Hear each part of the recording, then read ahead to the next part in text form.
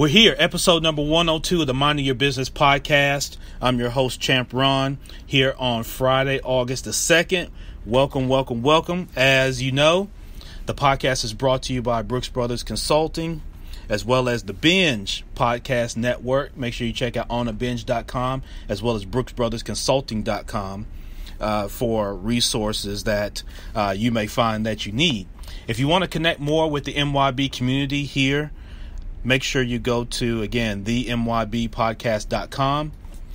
Make sure you connect with the Facebook group, the MYB community on Facebook. Make sure you send your request. Let's connect. Let's share best practices on how we can help each other level up and evolve in business, no matter whether your business is your daily 9 to 5 for some of you, for those of you that have transitioned into full-time entrepreneurship and business ownership, whatever it is, wherever you're at, we want to meet you where you're at and continue to grow. For those that are in Memphis, make sure you come check us out. Memphis Career Connects today at Clark Tower, 4 o'clock. It's great networking in the happy hour setting, very relaxed.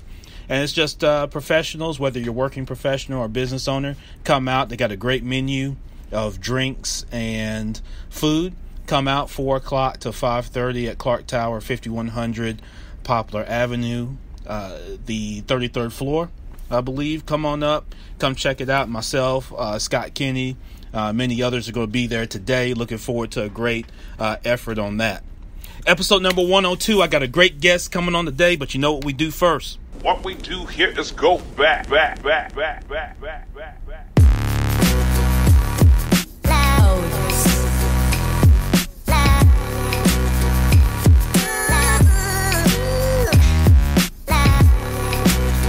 All right, again, I am your host, Champ Ron. This is episode 102 of the Minding Your Business podcast, August the 2nd. We are well into the third quarter. We're already through 7 months of the year. I hope that your goals that you set and you wrote out and made plain and everything that you did in December and January are coming to fruition. And if not, that you're on top of that and you're continuing to work on that and remain focused and diligent and positive as you do that. So I welcome you here to episode number 102. It's great to be able to make it this far, as I talked about on episode 100. To now do 102 episodes of the podcast is phenomenal, and I thank you all for your support. Subscribe, listen, share the podcast on all the podcast platforms that you utilize, and go out and tell 10 people. Tell 10 people that you like and 5 people that you don't like to check out the podcast. So I want to go ahead and bring in our guest today. I'm looking to add him in on Facebook Live. And so for those of you that are listening to the podcast, that's how this guest is going to be joining. And listen, I'm extremely excited about this brother joining in. Now I got some feedback, but he's got a smiling face going already. Can you hear me all right? Yeah, I can hear you. And I can hear me. Okay, hold on. Yeah. Is that... Hold on, let me see. Can I say something, Phillip? I'm going to see if I can hear you. You can hear me? I can't hear you. Yeah, I can hear you. You can hear me, but I can't hear you. I guess when you got the ear pods on, I can't hear you. Okay. Hold on, can I... That's weird. Okay, now I can hear you. I can hear you now. Perfect. All right. Yep, I can hear you now. So, what's up, brother? What's going on? Yeah, what's going on with you, man? I love to see your smiling face jumping in. Hey, look, you know our running joke is that Facebook can't distinguish between you and I. So, see, sometimes they when I post stuff, it wants me to tag you because it thinks I'm you. I get it a lot. I get it from, I'm like, wait. I was like, I get some event or something. I was like, what? And then I look, I was like, oh, okay. Yeah. I got it. So it's hilarious. But yeah. But here's but here's the thing. It works in my advantage with your accolades. See, it might be to your disadvantage. You know what I mean? But see, for me, it's to my advantage. if I get some of those good benefits coming my way, I'll be good. Yeah. Hey. Good deal. Yeah, so thank you so much, brother, for joining, man. I appreciate you taking time. I know you're busy. And so what I want to do is let's go down a little bit of memory lane a little bit, because, the purpose of this is I want to be able to connect the MYB community to you. Now, I'm sure everybody knows you. Unless they were born last week, they know. If they were born 2 weeks ago, they probably already done figured out who you are. But if they were born last week, they might not know yet. So, yeah, no doubt about it. So my guest today, Phillip Ashley Ricks, designer, chocolatier, humanitarian, and just all around great guy. And I'm excited to have him, and we want to get right into it. So, Phillip, for those that were born last week that you want to bring up to speed, tell them about, how you came to be what Forbes has stated, Forbes magazine, that is, as, the real Willy Wonka and the true Willy Wonka. And, how did you get to that point? You know what I mean? Okay, yeah. So let's start there. That was a cool thing. And that was early in. That was like in 2014. So I was like, it didn't take long thankfully, for somebody to say, oh, okay, we like what this guy's doing. Because I think at that point we had just been operating fully for a year. But, prior to that, it was about 4 years worth of work that went in to get into that point. A little bit more actually, but actually more than that. So 7 years. Wow. So 7 years prior to that article being built up. I'll tell you, the funny thing is, it started with, walk in a sense. As a kid, I always loved the story. Read the book. Saw the movie, Gene Wilder with 50 million times. So that was just kind of one of those kids that had a big imagination and just, loved, being off in my mind, off somewhere else. Because, I finished schoolwork early or do something like that. It would keep me out of trouble. I can run my mouth in class. So, thanks, Miss Kingery, because she remembers that, I'm sure. So,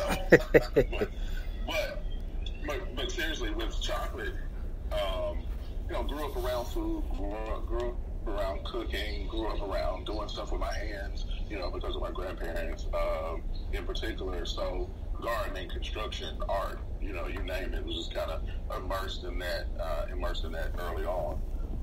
And so from there, I literally just woke up one day, kind of where it really began. Woke up from a dream, just at 3 o'clock in the middle of the night or in the morning, and it was like, okay, I'm gonna make chocolate.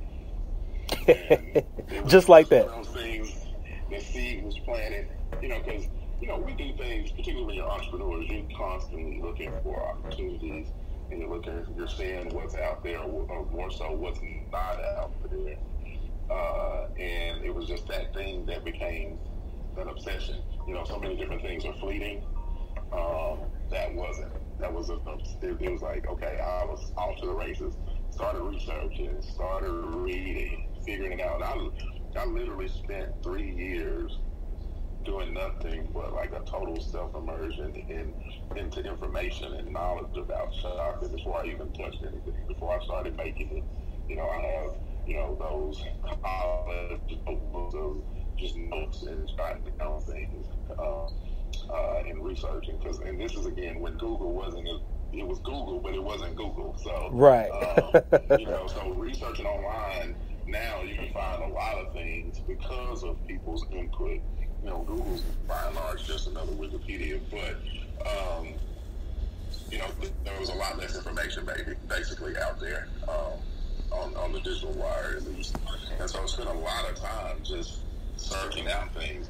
And one of the reasons why we're able to do the things we're able to do now and acquire the ingredients that we're able to, because I spent so much time finding these things tucked away in corners and stuff like that. So, and then just over time, thankfully, I had the aptitude. So the chocolate part, the actual making it, wasn't as difficult once I understood, how to formulate, and how to manipulate the chocolate and things like that, if that makes sense. So yeah, it's a very difficult, fickle thing, but, I had the patience for it at least. Yeah, and how did you have the patience, man? That's the thing, because I've heard that story before when you shared it, and I think of that question every time, and I forget to ask you. I was like, how in the hell did you have the patience to wait that long? Most of us don't, right? I know I don't. It's hard for me to sit and wait for something to come to fruition like that.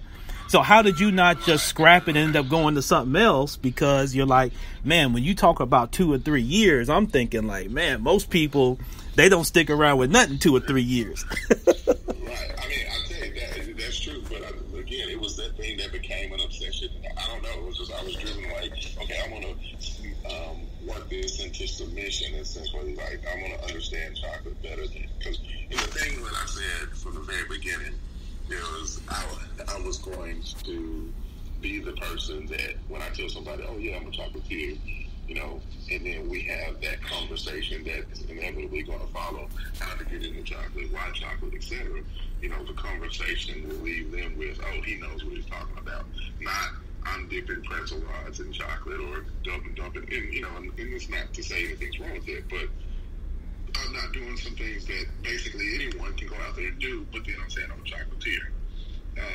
And so I wanted to, much like a cardiothoracic surgeon or a neurosurgeon, I really wanted to specialize, and in something that, I was like, well, how cool would it be to say you're a chocolatier? How many people know that they know a chocolatier? Not meaning it's not one of those things you're just walking down the street. Oh, there's one. Right. There's a bunch of lawyers and bankers and things, but very few of those at least.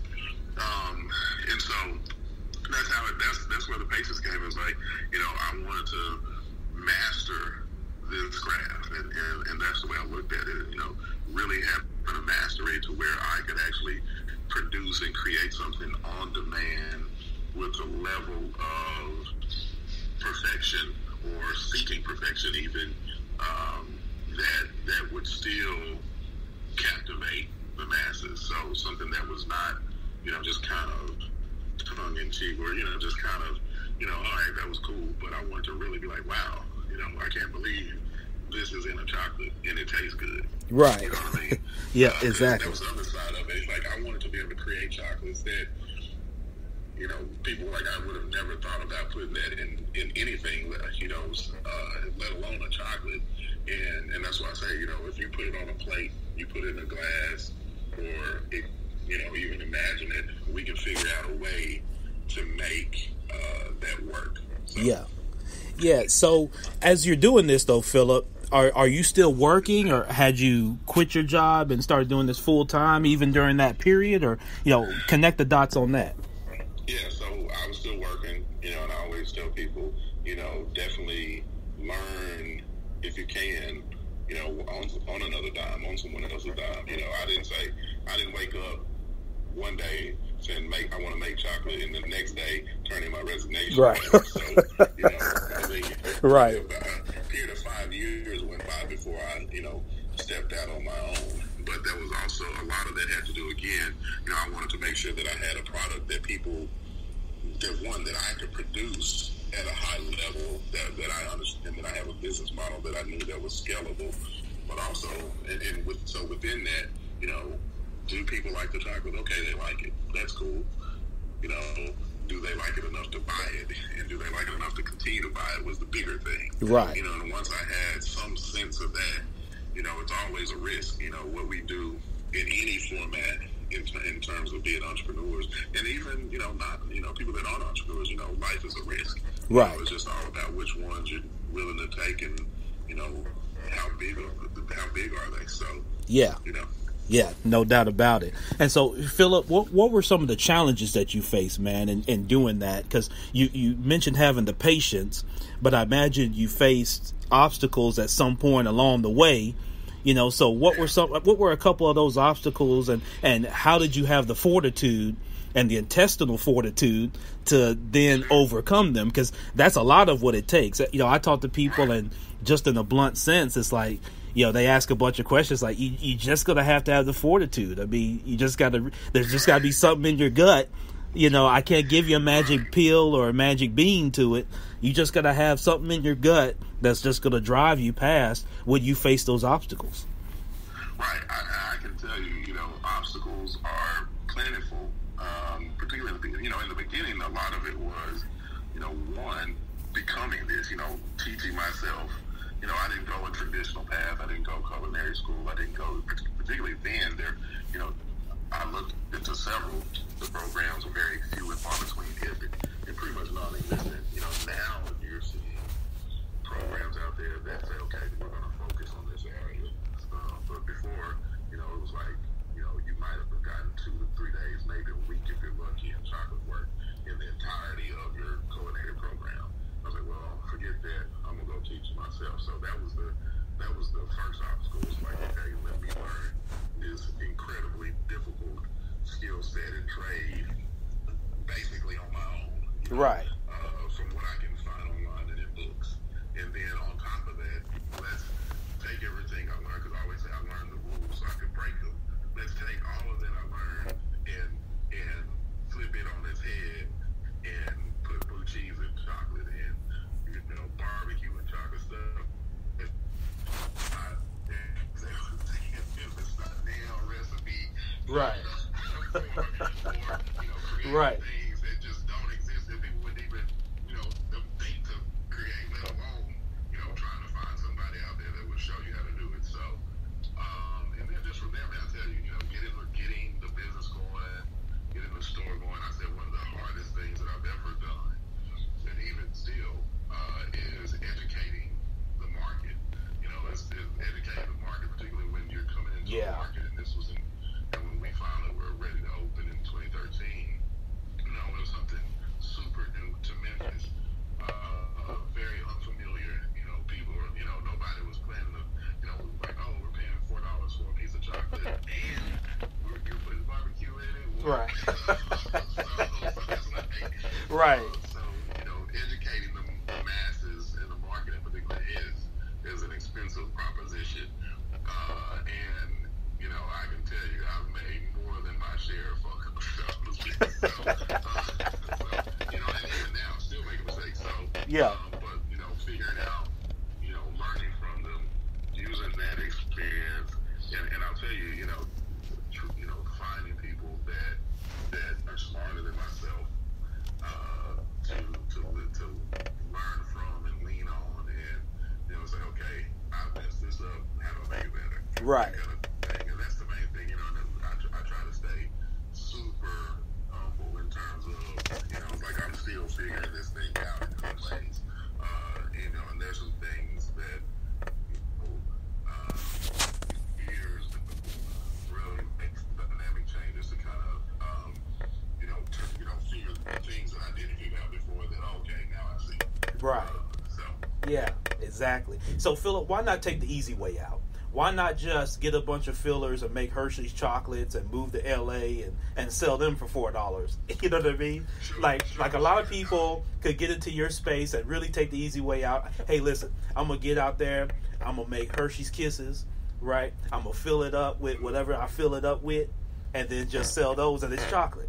Right? Why make it, because to me, when I think of your when I originally thought of your chocolates, it always reminded me of Frank Lucas in American Gangster, where, RZA was testing the dope, and he was like, man, it was turning blue, and it was like, man, it's the purest thing on the streets. Who can sell it, that pure for that price?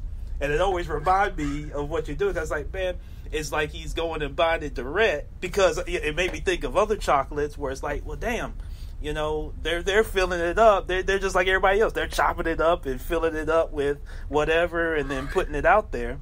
And it's like, well, Phillip's out there with the pure stuff. So, why that when you could have just made it easy on yourself and just say, man, I'm gonna make Hershey's chocolates. I'm gonna stick my name on it and I'll sell those, just as much, as anybody else.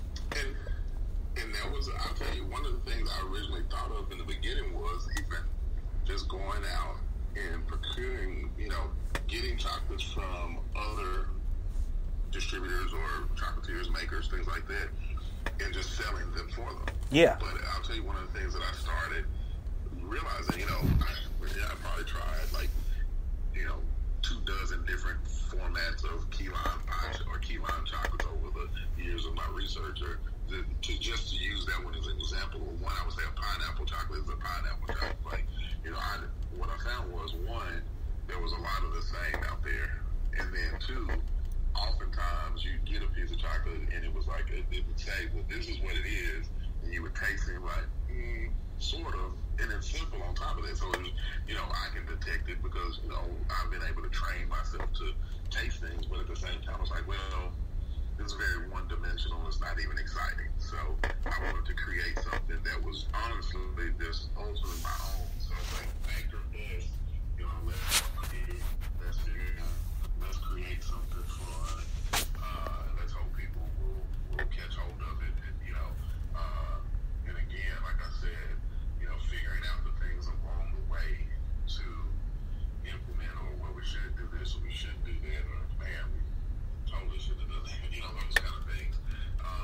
And so really refining how we, ultimately get the chocolate that we're making, get it from our table to your table.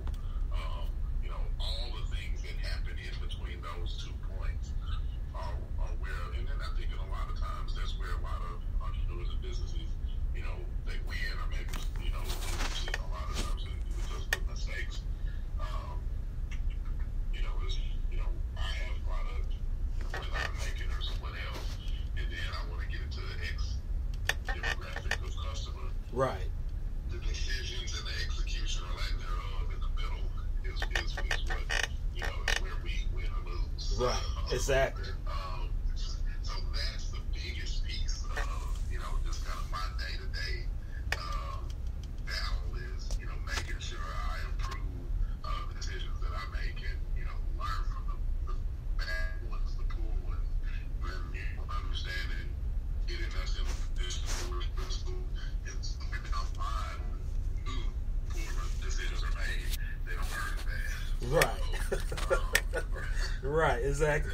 I've definitely been there. And so, Phillip, I guess a two-part question for you, man. Why Memphis? Because you could have took this anywhere in the world, right? And been just as successful and with the same accolades and everything. So one, why Memphis? And then two, how did you get to your trust level? Because in scaling your business, you became very good at making your chocolates, as you mentioned, customizing them. But now, as you scale, you've got to train other people to do that same thing and be able to replicate yourself. And many people, I talk to business owners, I talk to people who've been in business 100 years, and that's still a challenge they have is, finding good help, trusting their vision and what they're doing, with other people so that you can scale and can, work on the business instead of just purely in it. And I see that as a challenge with many people, particularly coming from the banking world. So I guess two parts, why Memphis, and then how did you get your trust level up to scale your business? Sure. So Memphis is home. This is where I'm from. I lived away for about 12 years. But Memphis was home, and when I came back, it was just where I had the support system, family, and everything. So I could use honestly the cost of doing business.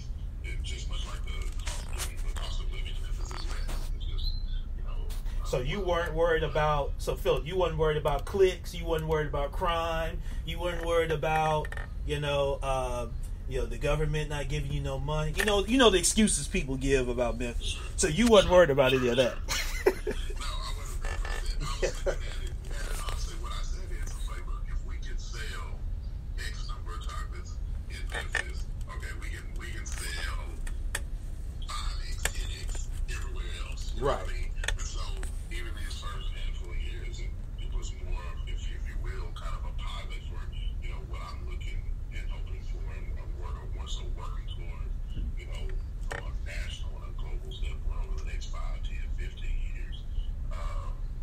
So Memphis home, it's tough, but at the same time, understanding, it teaches you some things to understand, navigating,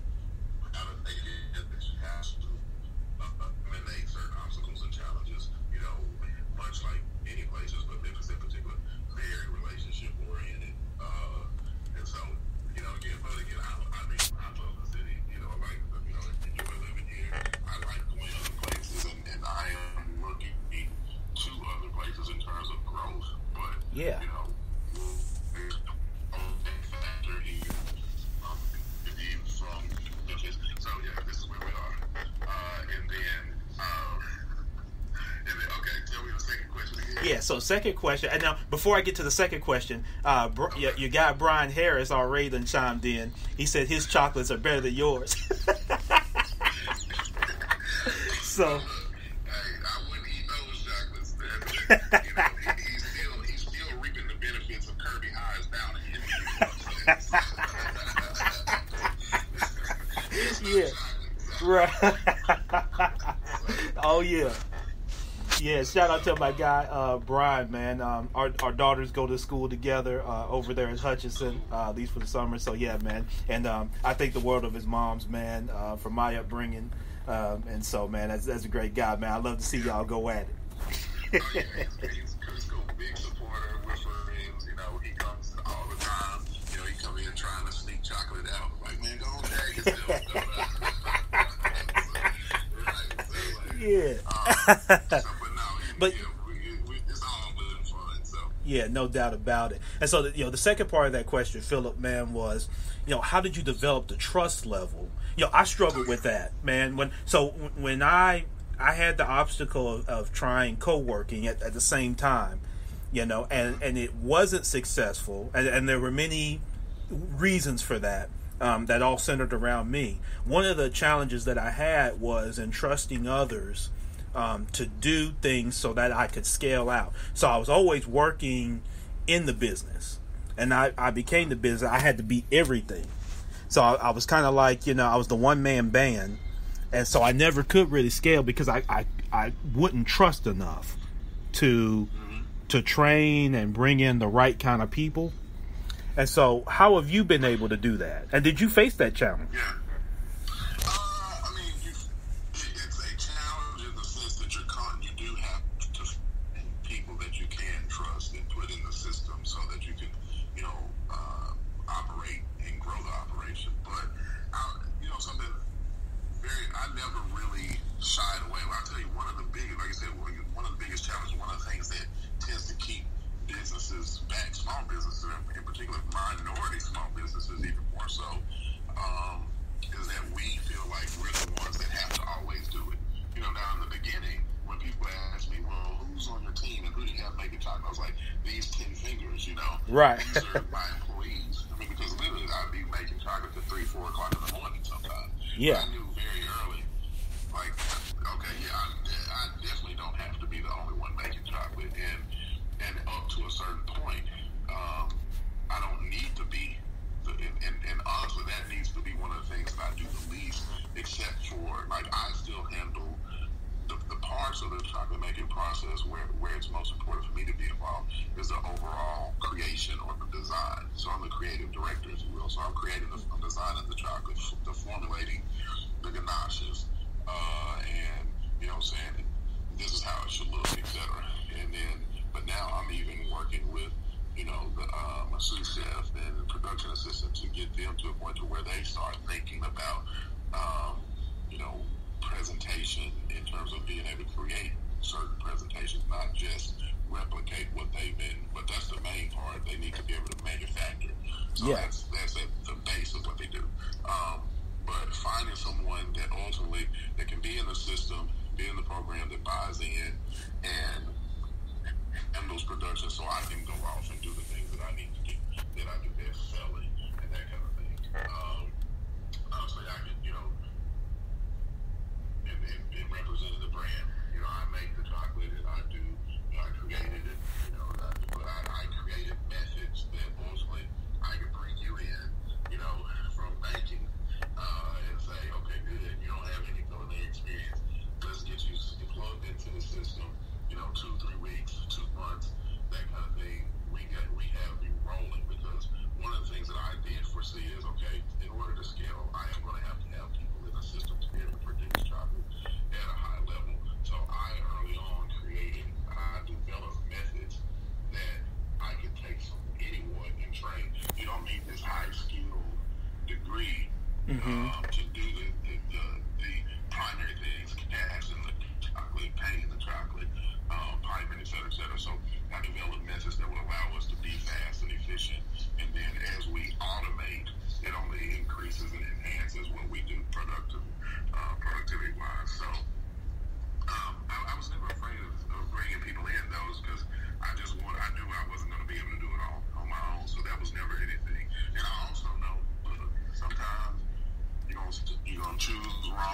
Right. You'll get burned. People aren't going to always live up to it. I'm going to make mistakes leading. You know, people are going to be like, man, forget him, kind of thing. You know, that's going to happen. So, right. You know, if I'm perfect, you know, it'd be a whole different situation. But, Right. you know, those things I've learned, or I knew early on. Again, it's just from just being around people that have been in business for themselves, and just people just understand the family dynamic and people. You know, I'm a relationship oriented and a people person, so you know, nothing's ever perfect. So I think a lot of times we go in, we're so afraid that if I show Ron how to make chocolate, he's going to run off and make chocolate. Right. Right. You know, at the end of the day, you know, competition is going to be there sometimes. You know, you can't control everything. Right. You just have to be the best at what you do, and hope to find people that buy into what you're trying to do and see beyond, you know, the imperfections and say, hey, and more importantly, here's what I really would say. You know, finding people that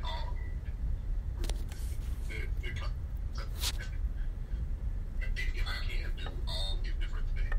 I'm not necessarily able to visualize because this is the guy that will be strong in this particular area. They can do this thing better than I can because this is their focus.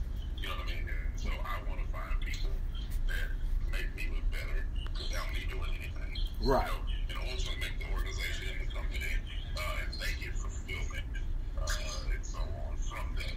You know, so I've always, and I think I've been taught my dad was a basketball coach, and teenagers of all shapes, size, color, you know, and having success at winning, and you know, going off on players, celebrating players, right. You know, working and reading and doing all those things. You know, it takes them work in the background. You know, you just have to, if you can't deal with people and work with people and bring people into the fold, that doesn't mean everybody is for you. Right. You know, you have to choose wisely. And like I said, I've made mistakes in selecting, but I've also made mistakes in leading. So, yeah. Yeah, and anyway, that's never been a big fear of mine. Yeah, and I'm with you there on both of them, man. I've made mistakes leading. I made mistakes in selecting. And one of the things I've learned over time, and you played ball, so you can relate to this, man. When I looked at competition, you know, you get to a point as you level up, even through sports, that you're not competing against the guy in front of you. Or you're competing against yourself from yesterday or from the last game. And so I've taken that into business. I run across people that are so struck by fear of competition that it drives their behavior so much. Like you say, they become so fearful of losing because sports is a very insecure endeavor, right? We're extremely insecure in sports because I'm worried about my performance of the team. I want to win. And so people take that into business. And I've seen people literally get destroyed by competition by worrying so much about competition, you know, believe it or not. And so, yeah, that struck a nerve when you said that. And so I appreciate you sharing that because a lot of people, you know, as you mentioned, are challenged with, they're at a point where they can scale, but they just don't trust the people enough, or they don't trust themselves to select the right people because there's a lot of pessimism often. And so that creates a challenge. And so, you know, Phillip, I like to ask this question because I think that all of us, whether you're an entrepreneur or you know you're in the workforce, we all have this day, right? And maybe we have it more than once. But take me to the day that you might have almost given up, that you might have said, "Man, F this, I'm going back to wherever." Because that's the day of reckoning to me. I had that day when I left Orion and I left banking. I left a 6-figure job. Most people would have kissed the ring to keep, right? Because I'm next to the CEO. Most people would have kissed the ring to keep that job. I've gone out and getting into bank consulting. As I've been in 17 years, 17 years bank consulting. When I called as the vice president of retail at Orion, folks answered my call. When I called as retail banking consultant with Brooks Brothers Consulting, I get voicemails, I get screens from the admin and all that for the same people. So walk me through that day of, if you've had that day, of the day you almost gave up, and then what kept you going through that. Yeah, I'll tell you. I think there are a couple times where I had very well. I'll put it to you like this: there have been a number of occasions where I've been like, man, all right, do I really want to do this? Do I need to do this? But I'll tell you the reason why I never got to that, because the other side of that coin is this is essentially an addiction too. So Yes. You know, I'm addicted to being able to do this, make chocolate. You know, I love making chocolate. I love being able to kind of make my own schedule, so to speak. You know, figuring it out, kind of being, you know, maverick, which I'm being less maverick these days, but at the same time, you know, those are the things that I was very driven to do. You know, so I mean, you know, okay, things aren't selling like they're supposed to, or man, you know, business is a tough nut to crack a lot of times. So it's like, okay, we need to just pack up and go somewhere else, that kind of thing. So Right. those have been challenges, or even in the last, you know, this most recent, it's like, okay, we were basically like closed for 6 months. So Right. So, you know, most folks were disappeared from that. So, you know, it's some of those things you're like, man, what's keeping me constantly moving in this direction? And so, like I said, I think just an obsession and a passion to do this and to do it better than anyone else, and to figure out how to do it better than I'm doing it now. Yeah. On top of that, those are the things that keep me doing it and prevent me from quitting. Yeah. Because, you know, and then going back to sports, you know, my dad being the kind of coach he was, the kind of dad, you know, quitting really wasn't one of those things you did. So, Right. Exactly. You know, I've gotten, which they don't let you do this stuff now, and I'll see it later, but, you know, I've gotten punched in the chest and poked in the chest plenty of times. Right. I was probably a good 6 inches taller than him, so I guess kids bigger than you, it's really not that big of a deal. Right. But no, seriously, just the constant desire to persevere, to you know, want to do something. Because there's been plenty of times where distraction will come in, and you want, you know, and what I've learned, you know, oftentimes I have that squirrel mentality, you know, where the dog is doing one thing, and squirrel, if you remember the movie Squirrel, Right. goes off and does something else, you know, because, you know, we get pulled in different directions or challenges, you know, okay, man, we're not feeling like we should. Instead of buckling down, stopping, well, I'm going to, you know, my notion now is to double up on that and figure out, okay, what's going wrong? You know, how do we improve? How do we move forward? Because this is the thing that I want to succeed, because I look at it as the platform for everything else. Yeah. To come. And so that's it. But I will say this, you know, it's not a fear of failure that keeps me from, because I failed within this realm, you know, a number of times, but, you know, you learn from that. So failure is inevitable. Yeah. You know, growth comes from that. Success even comes from that. So, you know, there's never this constant line of, you know, I tell people the journey in entrepreneurship is like this. Right. There is no, you know, I don't know if there's a calculus equation for that. So, Right.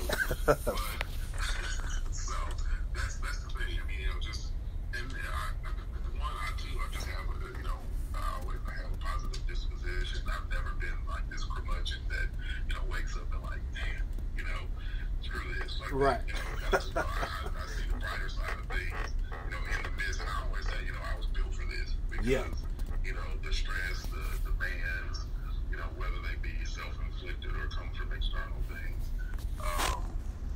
or not, you know, I've been able to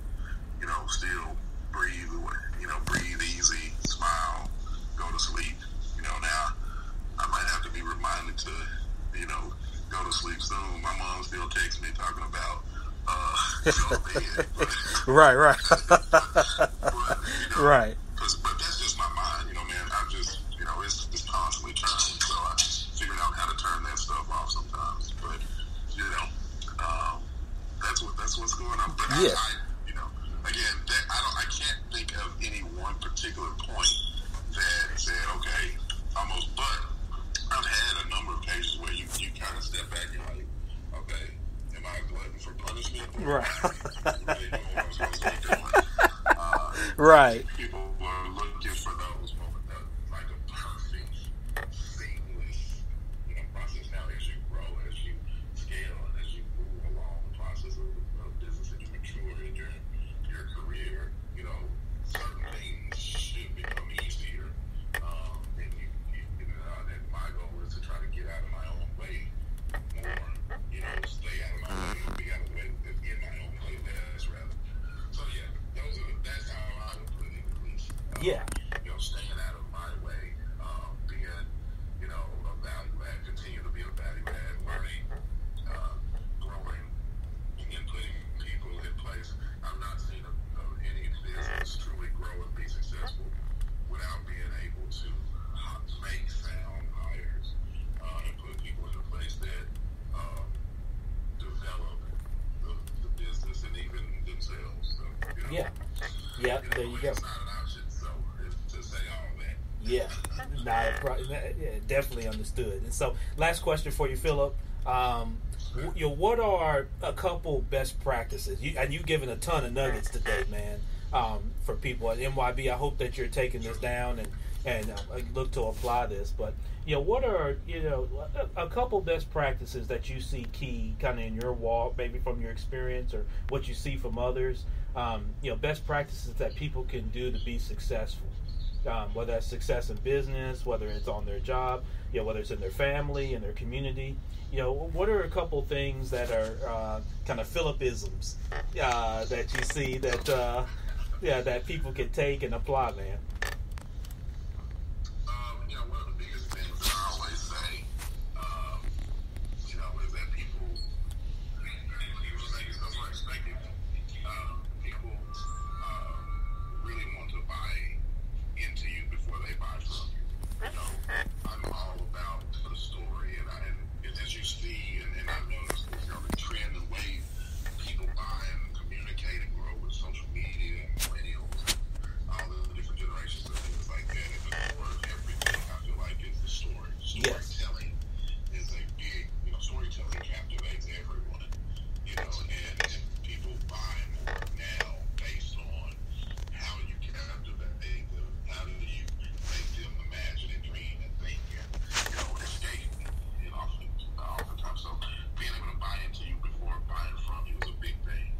People want to know, well, tell me about your podcast. What got you into it? How, why? What is your perspective? Why should I listen to you? Right. Before I consume your product. Yeah. And such is a case with the chocolate, because they always ask, tip of the chocolate, how did you get inspired to make it? Where did this flavor come from? How do you go about your process? So that's my first one. Learn the rules and figure out how to break them. People are, convention oftentimes is the enemy to innovation. So, Right.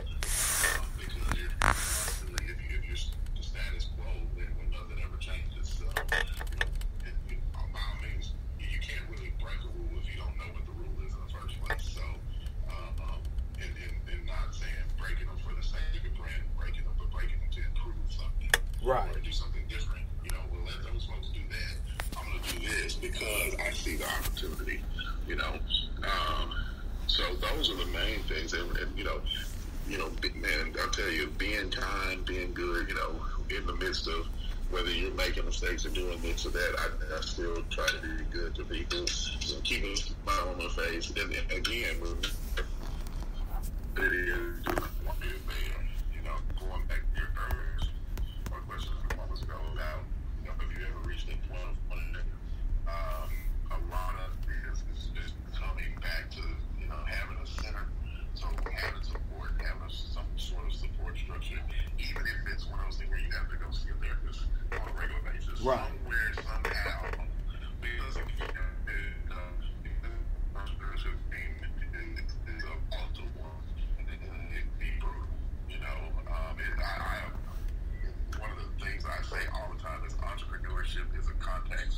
Right.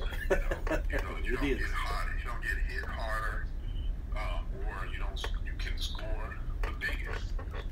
All those things, and they can all happen in the same game. Right. True. That's the way I look at this thing. And, so your level of affinity for competition, you really have to assess that. Am I built for this competitive world? Because whether you're selling, chemicals or marketing, digital marketing, or cookies or chocolate or restaurant, it's all somebody's coming for you, even if it's you coming for yourself, in terms of getting better. But customers are always wanting more. Mm-hmm. They want more. They want to know why more. Right. Even to some degree, how. And they're going to push the envelope because at the end of the day, they're spending their money, and they want to know, well, what am I getting for this? Right. Yeah. So knowing your market is extremely important. Knowing who you're selling to and why you're selling to them is a huge thing, because oftentimes we get caught up in just, somebody told me this one, said just because someone will give you $1 doesn't mean you should take it. Right. There you go. Yeah. So, knowing who True. you're selling to and why is a big thing, because that creates brand projection. Branding isn't so much about, the stuff it's about the perception. The green and the black and stuff is essentially kind of our brand colors to the marketing, but all those things together are what you see Phil Hill, what you see Brooks Brothers, what you see Nike and whomever. The brand is how the market or consumers perceive you. Right. Yep, exactly. That's what I have for you. Man, and that's a whole lot that you got for us, man. I appreciate it, brother. Listen, how can people communicate and connect with you? And what are some things that you've got coming up that people can support and be a part of?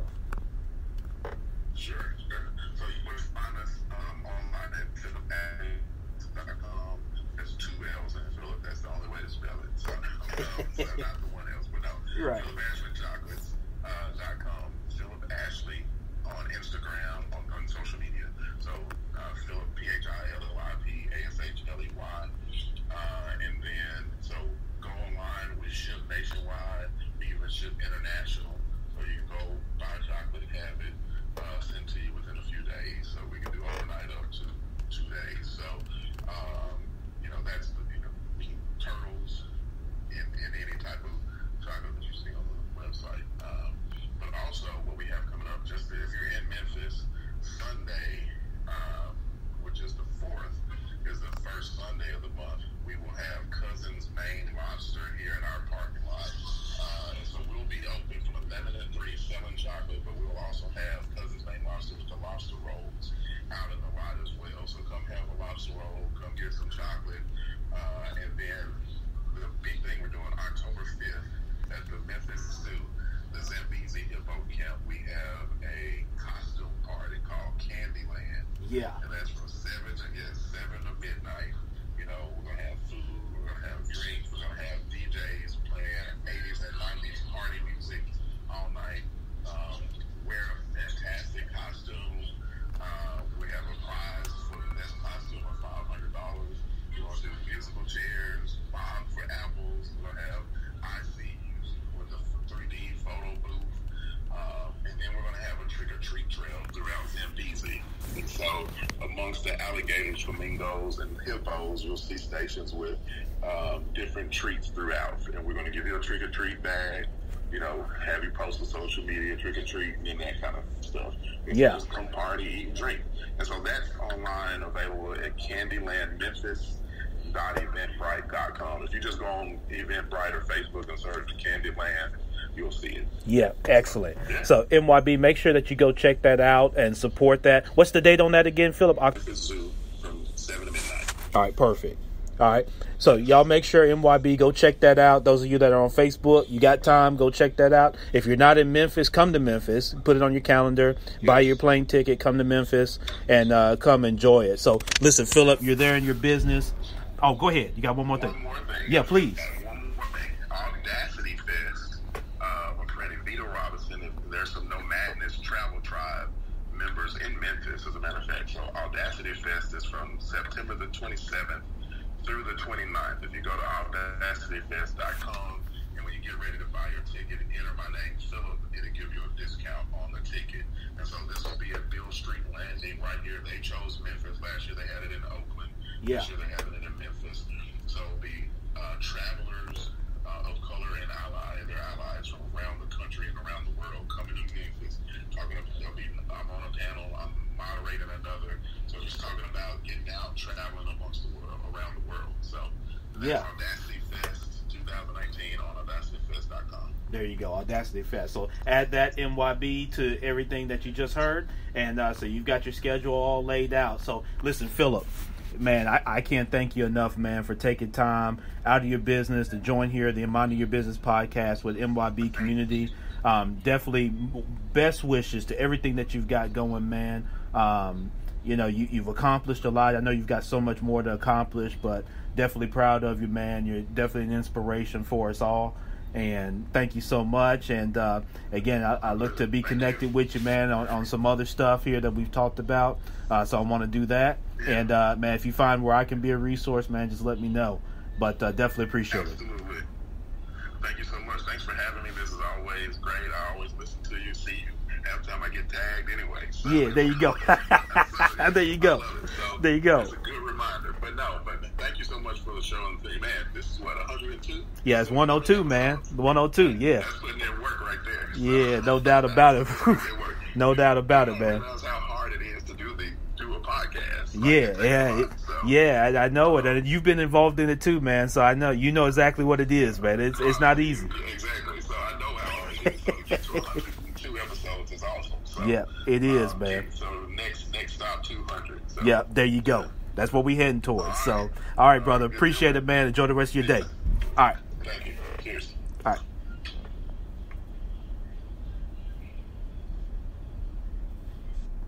All right, that was Phillip Ashley Ricks with Phillip Ashley Chocolates here on the Minding Your Business podcast, man.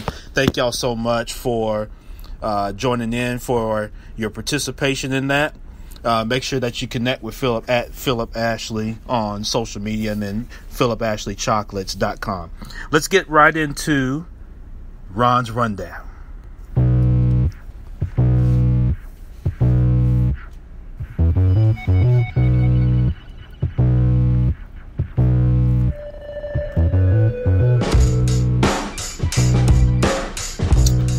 All right, today for Ron's Rundown section, if you just heard Phillip give a bunch of best practices and that sort of thing, a lot of insight on his background.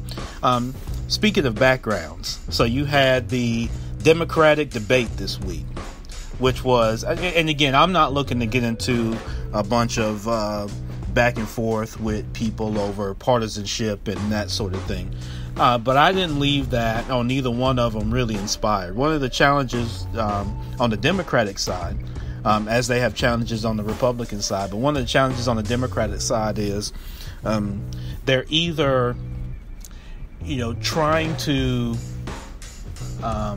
get away, I guess, from the black vote. They're trying to get to some of the foreign vote. So I see them kind of starting to pivot a little bit from that. In some cases, they're just completely unknown. They have no chance of winning. So they're just trying to target who they can target. Another big thing that I saw with the debates is,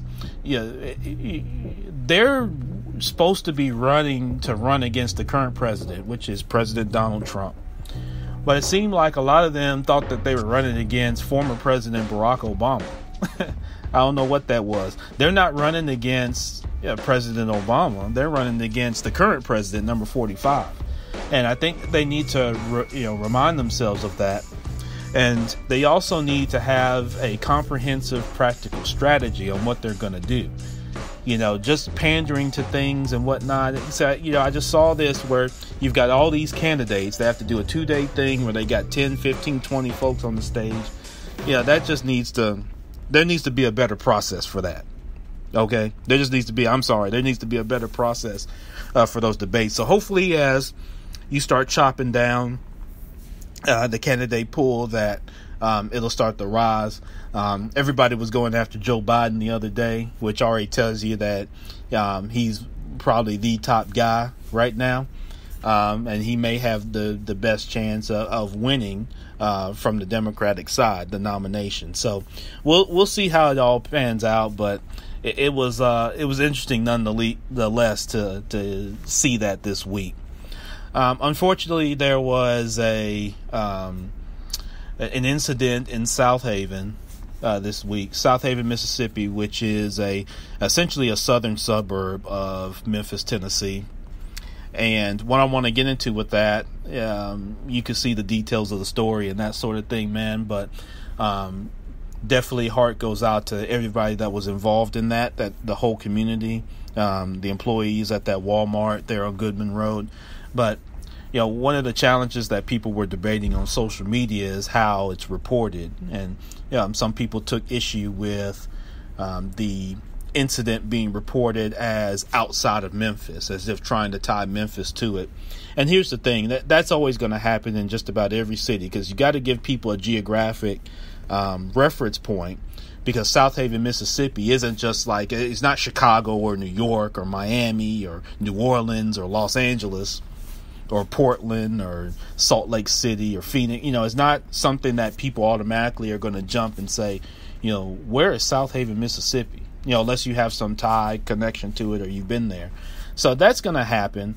That's not the thing for us to be concerned about. I think we should be more concerned with how are we working within our network spheres of influence and our families and friends to make sure that we've got connectivity to what people are doing and what they're looking to do and what's their mindset. And it's not to say that everybody's going to listen to you for, when you try to get involved, but we need to be more aware of what our people are doing in our families. We get together for everything. Anytime if somebody want to go out of town, you get 100 people in your family that all want to go. When we want to get ready to eat or entertain ourselves or consume something, we're all there and we know everything that everybody want to do. But then when it comes time for serious matters, we want to keep everything silent and, everything's a secret and we don't want to ruffle no feathers and we don't, and we've got to get past that, because, what happens is someone in your family or sphere of influence ends up committing an act, and then, it's all reactive from there. So I just encourage us all to take a little bit more of a concerted effort in having connectivity with our folks, man. And when they're going through things, or if they start mentioning, things about hurting people or hurting themselves or whatnot, we got to take action. The same way we take action when y'all get ready to go to Miami, or we get ready to go to Vegas, or we get ready to go out of town, and we make sure everybody got their money together and everybody's in the right frame of mind to go have fun. Or if we get ready to go to a party or the club, we make sure everybody's mindset's together and then when they're going to be there, and try to time when we can get there at the same time and all that kind of stuff. We do all this attentive planning when it comes to things like that. So we got to do the same thing with us on our daily lives, within families and, again, spheres of influence. So Fed this week lowered rates. That's always going to be a concern. Of course, we somewhat saw that coming. We're going to see if that effort, which hasn't been done, by the way, since I think 2008, when the financial crisis first kind of began taking shape, 2007, 2008. But the Fed yesterday reduced the rate by another quarter point. And so we're going to see what effect that has on investments and what it's already doing to the market and that sort of thing. So more to come there. Thank you so much for you all on last week. I missed doing an episode. I had a great time with my family on vacation in St. Louis. We all had a phenomenal time, got a chance to support many great local businesses. I hope to bring some of them on the podcast at some point to discuss their business, but there were a lot of great local businesses there that we were able to support, and not just food. A lot of times we think of local business, we only think of food, and things that we can consume. But, when you're able to support local businesses holistically, it's not just limited to food, although that's a big one. It's great to be able to support businesses all the way around. And so shout out to all of them. There are too many to name. I'll tell you, Pappy's Barbecue was phenomenal. there in downtown St. Louis. That's great food all around. So me and my ladies, we enjoyed ourselves there. So listen, this has been a great episode. Thank you so much. Episode 102.